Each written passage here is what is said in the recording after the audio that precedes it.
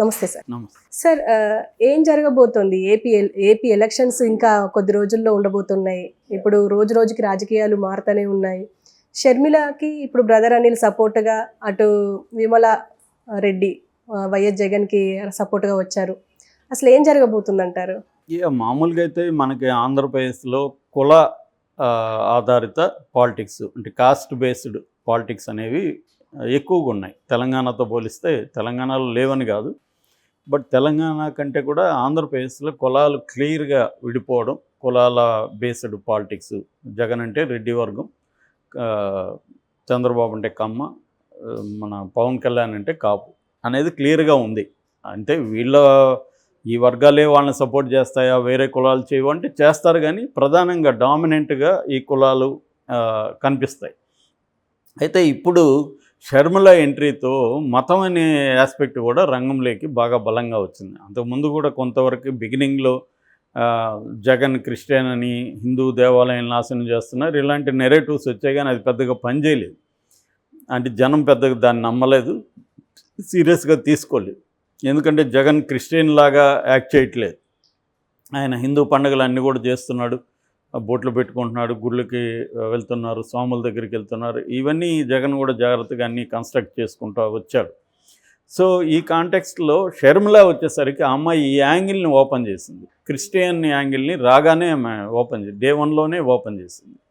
అప్పటి వరకు జగన్ని ఎవరు కూడా మణిపూర్లో జరిగిన అల్లర్లకు సంబంధించి జగన్ స్పందించలేదని ఎవరు అనలేదు. ఎందుకంటే జగన్ ఒకడే కాదు, ఎవరు కేసీఆర్ స్పందించాడా, ఇక్కడ రేవంత్ రెడ్డి స్పందించాడా, అక్కడ చంద్రబాబు స్పందించాడా, పవన్ కళ్యాణ్ స్పందించాడా, ఎవరు కూడా స్పందించలేదు. ఇతర రాష్ట్ర ముఖ్యమంత్రులు ఎవరు కూడా, కాంగ్రెస్ పార్టీ మాత్రమే దేశవ్యాప్తంగా స్పందించింది, కానీ వేరే వాళ్ళు దాని మీద స్పందించలేదు. ఎందుకంటే అది వేరే రాష్ట్ర వ్యవహారం, ఆ రాష్ట్రంలో ఏం జరుగుతుందనేది కేంద్ర ప్రభుత్వం చూసుకుంటుంది అనేది ఉంది తప్ప వీళ్ళు స్పందించలేదు. రెండోది, ఒక రాష్ట్ర ముఖ్యమంత్రిగా ఉన్నప్పుడు అతను క్రిస్టియన్ యాంగిల్లో స్పందించకూడదు కదా.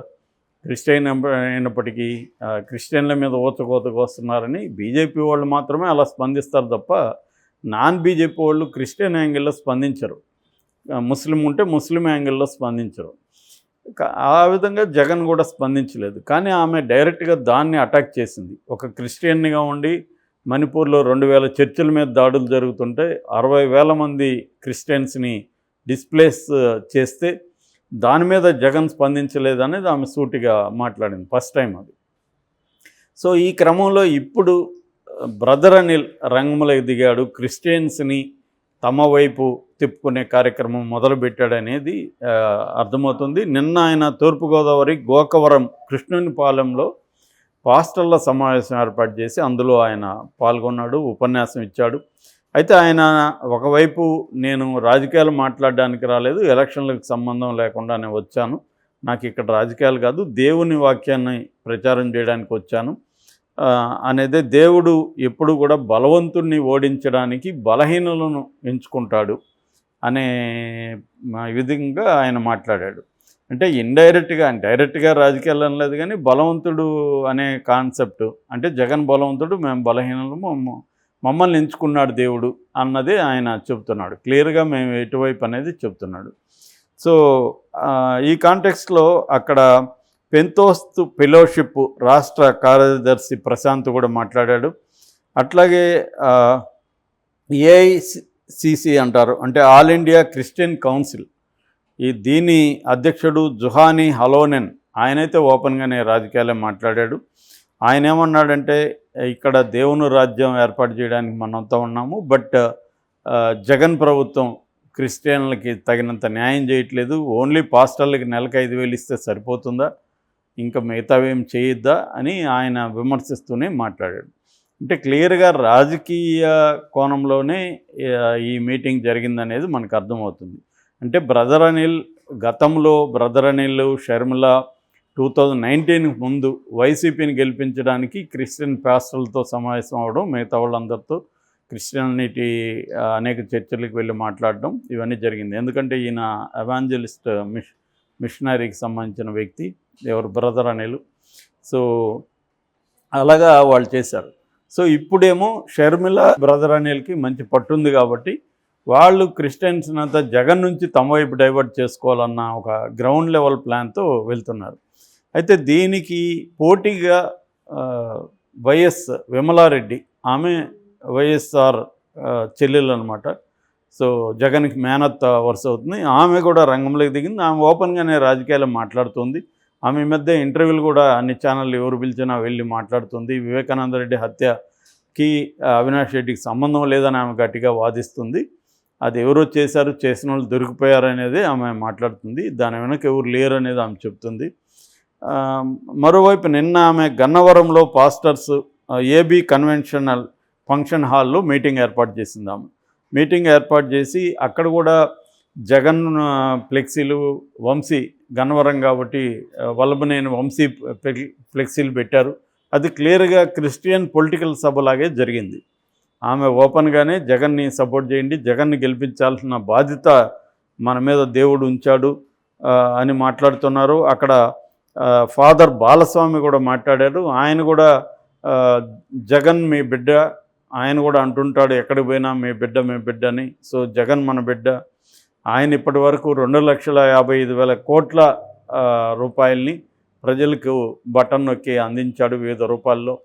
సో ఇప్పుడు మనం బటన్ నొక్కి ఆయన గెలిపించాల్సిన అవసరం ఉంది. సో అక్కడ ఆయన్ని, ఇక్కడ వల్లభనేని వంశీని గెలిపించానని కూడా పాస్టర్ బాలస్వామి ఓపెన్గానే మాట్లాడుతున్నాడు. అంటే క్లియర్గా ఒక రకమైన ఇంతకుముందు అంతా ఇదంతా కూడా ఎక్కడో సైలెంట్గా నడిచిపోయేది. ఇప్పుడు అది ఓపెన్ అప్ అయినట్టుగా మనం అర్థం చేసుకోవచ్చు. మేబీ బీజేపీతో తెలుగుదేశం వీళ్ళు పొత్తు పెట్టుకుంటే కూడా ఈ అంశం ప్రధానంగా రావచ్చు రంగంలోకి. ఎందుకంటే బీజేపీ పొత్తు పెట్టుకున్నది, కాంగ్రెస్ దాన్ని ఎదిరించే శక్తి కాంగ్రెస్కి లేదు, జగన్కి ఒకటికే ఉంది. కాబట్టి మీరు మీ ప్రయోజనాల్ని జగన్ మాత్రమే గట్టిగా కాపాడగలడు అనే అంశాన్ని వీళ్ళు బలంగా తీసుకెళ్లే అవసరం వీళ్ళకు ఉంది జగన్కి. ఎందుకంటే ఇంతవరకు జగన్కి క్రిస్టియానిటీ విషయంలో ఒక బలమైన ప్రత్యర్థి లేరు రాజకీయంగా వాళ్ళని ఉపయోగించుకోవడానికి. ఎందుకంటే ఓవరాల్గా దళిత్ క్రిస్టియన్స్ కావచ్చు, క్రిస్టియన్ ఇన్ జనరల్గా కావచ్చు, ఆ పాపులేషన్ జగన్తోనే ఉంది. అది నిజానికి బలమైన ఓటు బ్యాంక్ జగన్కి. ఇప్పుడు ఆ ఓటు బ్యాంకును గండి కొట్టేదానికి షర్మిల బయలుదేరింది. సో షర్మిల బయలుదేరినప్పుడు ఆ గండి పెద్దగా పడకుండా చూసుకోవాల్సిన బాధ్యత జగన్కు ఉంది. అందుకని విమలారెడ్డిని రంగంలోకి దించాడు. ఎందుకంటే ఆమె ఎప్పటి నుంచో ఈ పనులు క్రిస్టియానిటీలో యాక్టివ్గా ఉంటుంది, ఆమె ప్రేయర్స్ చేస్తుంది. సో ఎప్పటి నుంచో చేస్తుంది కాబట్టి ఆమె రంగంలోకి దిగింది. మరి వీళ్ళిద్దరి బలాబలాలు ఎలా ఉంటాయి అనేది చూసుకోవాలి. ఏదేమైనా ఈ సెక్షన్ ఇప్పటి వరకు అంత బయటికి రాలేదు మనకి. అంటే మతం యాంగిల్ అనేది క్రిస్టియన్ యాంగిల్ రాలేదు. ఇది రేపు పొద్దున బీజేపీ కూడా రంగంలోకి దిగినప్పుడు ఇంకా ఏమన్నా ఆక్వర్డ్ టర్మ్స్ తీసుకుంటాయా, బీజేపీ హిందూ సంఘాలను ఏమన్నా రంగంలోకి దిస్తుందా ఏందనేది చూడాలి. ఎందుకంటే బీజేపీ నేషనల్ లెవెల్లో మతాన్ని ఎంత బలంగా వాడుకుంటుందో చూసాము. గతంలో కూడా వాళ్ళకి అసెంబ్లీ ఎన్నికల కంటే కూడా ఎంపీ ఎలక్షన్లో ఓట్ల పర్సంటేజ్ కూడా బలంగా పెరిగింది దీంతో పోల్చినప్పుడు. సో ఇది కూడా ఇప్పుడు ఏంటంటే ఈ ఎన్నికలతో పాటు వస్తుంది కాబట్టి, లోక్సభ ఎన్నికలతో కలిసి వస్తుంది కాబట్టి క్రాస్ ఓటింగ్ జరిగే అవకాశం కూడా బలంగా ఉంది. సో అందుకని కూడా బీజేపీ తెలుగుదేశంతో పొత్తులో ఉన్నప్పుడు ఎంపీ సీట్లు మినిమం 7 ఇవ్వకపోతే మేము ఒప్పుకోన్న పద్ధతిలో మాట్లాడుతున్నారు.